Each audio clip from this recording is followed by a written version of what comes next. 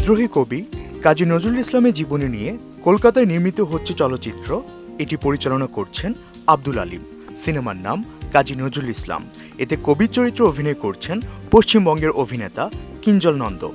নজরুলের এই বায়োপিকে বিশেষ চরিত্রে অভিনয় করছেন খরাজ মুখোপাধ্যায়, কাঞ্চনা মৈত্র সহ আরও অনেকেই। এছাড়াও বাংলাদেশের কয়েকজন অভিনয় শিল্পী এই ছবিতে অভিনয় করতে পারেন এমনটাই শোনা যাচ্ছে।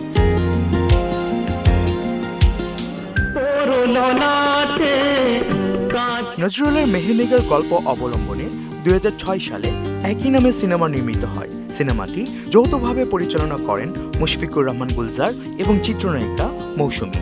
চলচ্চিত্রে প্রধান দুই চরিত্র কাশ্মীরের তরুণী মেহেরনিগারের চরিত্রে মৌসুমী এবং আফগান যুবক ইউসুফের ভূমিকায় ফেরদৌস অভিনয় করেছেন।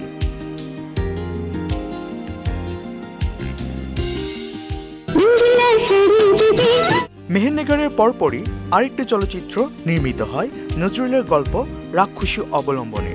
রাক্ষসী সিনেমার পরিচালক মতিন রহমান। তিনটি প্রধান চরিত্রে অভিনয় করেছেন রোজিনা, পূর্ণিমা ও ফেরদৌস।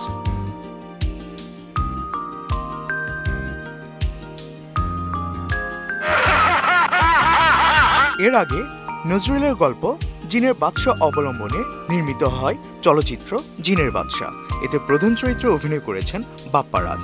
নজরুলের উপন্যাস মৃত্যু খোদা এবং গল্প ব্যথার দান ও পদ্ম গোখরা অবলম্বনেও চলচ্চিত্র নির্মিত হয়েছে।